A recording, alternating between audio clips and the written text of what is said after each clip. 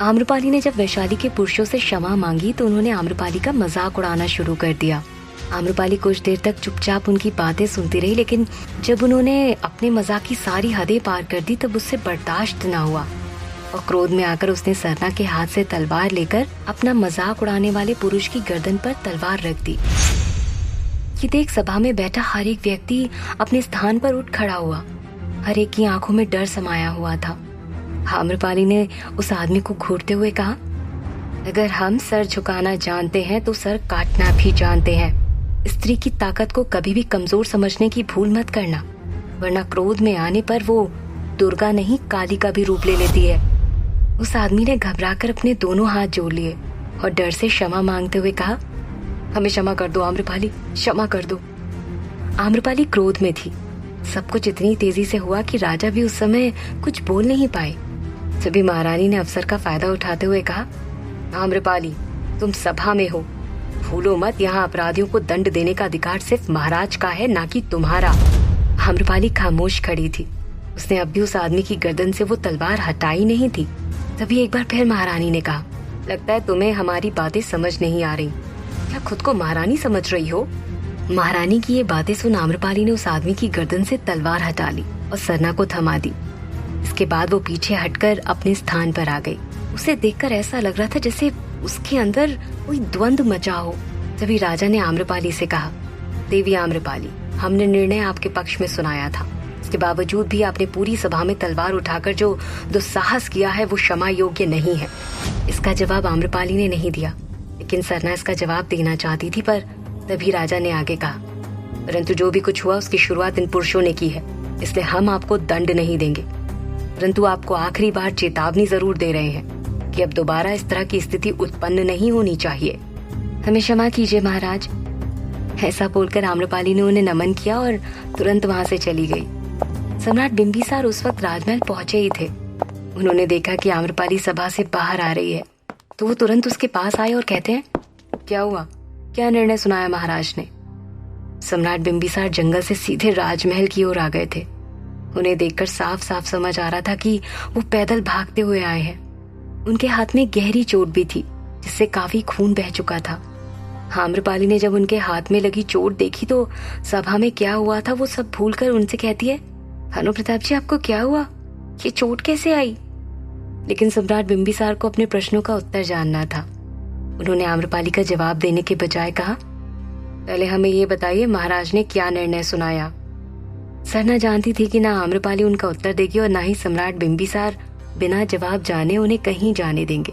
इसलिए सरना ने खुद ही इस बात को बताने का जिम्मा लेते हुए कहा, भानु प्रताप जी, देवी आम्रपाली ने उन पुरुषों से माफी मांग ली है। ये क्या कह रही हो सरना? पर क्यों? सम्राट बिंबिसार को अभी भी कुछ नहीं पता था। उन्हें लगा कि जैसे महाराज ने आम्रपाली को क्षमा मांगने के लिए मजबूर किया हो।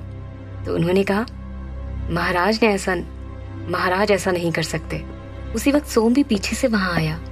भानु प्रताप को जीवित देखकर वो स्तब्ध रह गया। उसने क्रोध में अपने दोनों हाथ बांध लिए और कहा, भानु प्रताप जीवित कैसे बच गया? ये वैशाली के पुरुष किसी भी काम के नहीं है, सिवाय चिल्लाने के इन्हें कुछ नहीं आता। उनके पास जाने की बजाय दूर ही रुक गया और उनकी बातें सुनने लगा। तभी आम्रपाली ने सम्राट बिंबिसार की तरफ देखा और कहा, भानु प्रताप जी, हमें अभी चलना चाहिए। ये बोलकर वो वहां से जाने लगी, लेकिन सम्राट बिंबिसार उसे जाने नहीं देना चाहते थे। उसके रास्ते में आते हुए कहते हैं, आम्रपाली, आप ऐसे नहीं जा सकती। आपको हमें बताना ही होगा कि आपने उनसे माफी क्यों मांगी। आपको ऐसा नहीं करना चाहिए था। उस वक्त आम्रपाली के चेहरे पर कोई भाव नहीं थे। उसने सपाट लहजे में कहा, भानु प्रताप जी, जरूरी नहीं कि आपको हर बात का उत्तर दिया जाए। यह हमारा जीवन है, हम चाहे जो करें, आपको चिंता करने की कोई आवश्यकता नहीं। इतना कहकर आम्रपाली वहां से निकल गई। लेकिन सम्राट बिंबिसार ने आम्रपाली से इस उत्तर की उम्मीद कभी नहीं की थी। वो हैरान थे। उन्हें समझ नहीं आ रहा था कि आखिर सभा में हुआ क्या। उन्होंने सरना से पूछा, सरना, क्या हुआ है सभा में? हमें सब कुछ बताओ। आम्रपाली महल की तरफ अकेले जा रही थी। ये देख सरना ने भानु प्रताप से कहा, भानु प्रताप जी, हम खुद असमंजस्य में हैं कि आखिर देवी आम्रपाली को हुआ क्या है। महाराज ने उनके पक्ष में ही निर्णय सुनाया था, परंतु देवी आम्रपाली ने उन पुरुषों से क्षमा मांगी और अभी इस तरह से व्यवहार कर रही हैं, समझ नहीं आ रहा। हमें क्षमा कीजिए, परंतु हम अभी आपसे ज्यादा बात नहीं कर सकते। इसके बाद सरना भी भागते हुए आम्रपाली के पास चली गई। तभी सोम भी सम्राट के बगल से निकलकर आम्रपाली की तरफ चला गया। उसके चेहरे पर मुस्कान थी। वो खुश था क्योंकि आम्रपाली ने भानु प्रताप से इस तरह रूखेपन से बात की थी। सम्राट बिंबिसार असमंजस्य में वहीं खड़े थे, लेकिन उन्हें सारी सच्चाई भी जाननी थी और इसलिए अब वो भी आम्रपाली के पीछे पीछे चल दिए। वहीं युवराज स्वर्णसेन, राजकुमारी मुकुंदा और मणिधर को कुछ पल के लिए अकेले छोड़कर आम्रपाली के महल की तरफ आए, क्योंकि उन्हें सम्राट बिंबिसार से बात करनी थी। वो जानते थे कि इस वक्त भानु प्रताप आम्रपाली के महल में ही होंगे, इसलिए वो सीधा उनके पास गए। युवराज स्वर्णसेन को सम्राट बिंबिसार रास्ते में ही मिल गए। उन्हें देख युवराज ने कहा, रुकिए भानु प्रताप जी, हमें आपसे कुछ महत्वपूर्ण बात करनी है। ये सुनकर सम्राट बिंबिसार रुक गए। उन्होंने युवराज से कहा, क्या बात है युवराज? कुछ सोचते हुए युवराज ने सम्राट से कहा, भानु प्रताप जी, आप इतने दिन से कहाँ थे? तो सम्राट बिंबिसार ने कहा, युवराज हम कहाँ हो सकते हैं, हम कलिंग गए थे अपने व्यापार के सिलसिले से। सम्राट का जवाब सुन युवराज के चेहरे पर मुस्कान आ गई। उन्होंने बात ज्यादा नहीं घुमाई और सीधे सीधे भानु प्रताप से कहा, आप वाकई कलिंग में ही थे?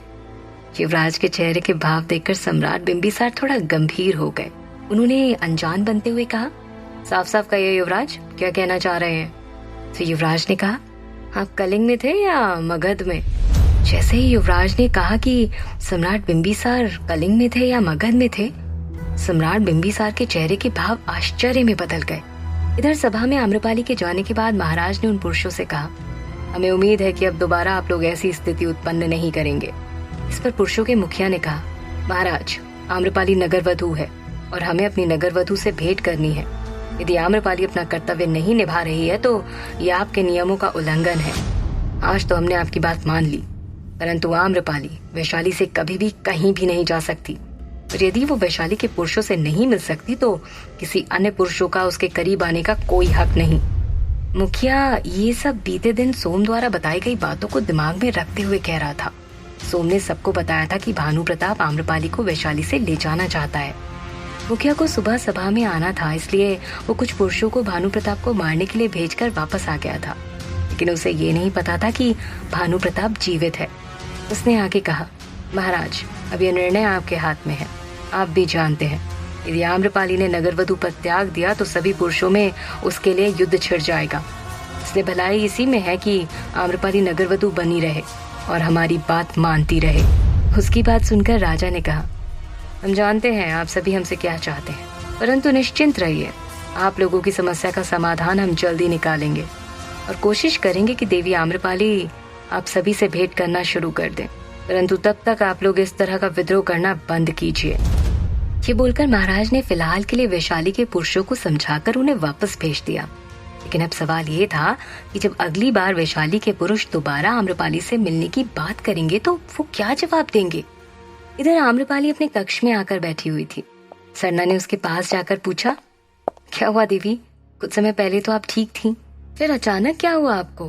क्या सोच रही हैं आप? आम्रपाली ने कुछ देर मौन के बाद कहा, सरना, हम उन पुरुषों से कभी क्षमा नहीं मांगते, परंतु हमें उन स्त्रियों की चिंता है जिन पर ये बेवजह जुल्म करते हैं, अपना सारा गुस्सा उन पर उतारते हैं। आज हमने क्षमा भी उनसे सिर्फ इसी वजह से मांगी क्योंकि कल उस औरत के साथ जो भी कुछ हुआ वो उचित नहीं था। लेकिन देवी, आप इसके लिए कर भी क्या सकती हैं? बस यही सवाल तो हमारे मन को खाए जा रहा है सरना। हम क्यों उन स्त्रियों के लिए कुछ नहीं कर सकते? कैसे समझाएं समाज की खोखली सोच को कि एक स्त्री को भी स्वतंत्रता से जीने का अधिकार है? हम कुछ भी नहीं कर पा रहे और यही बात हमें पीड़ा दे रही है। आम्रपाली अपनी बात खुलकर सरना को बता रही थी। सोम भी उसी वक्त वहीं पर खड़ा था, लेकिन उसका पूरा ध्यान भानु प्रताप पर था। वो बस यही सोच रहा था कि अब कैसे भानु प्रताप को आम्रपाली से दूर किया जाए। तभी भानु प्रताप वहां आ गए, लेकिन इससे पहले वो आम्रपाली के कक्ष में जाते उसकी बातें सुनकर वहीं रुक गए। आम्रपाली ने सरना से आगे कहा, सभा में जब हमने उन पुरुषों को देखा तो हमारा खून खौल उठा। ऐसा लग रहा था कि उसी तलवार से उन सबकी गर्दन काट दे, परंतु हम मजबूर थे क्योंकि समाधान उन्हें मारना नहीं है बल्कि उनकी सोच को बदलना है।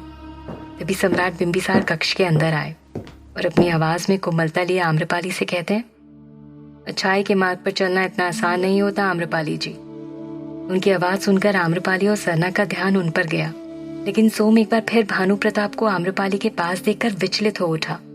सम्राट समझ गए थे कि आम्रपाली क्या सोच रही है, और वो क्यों इस तरह का व्यवहार कर रही थी।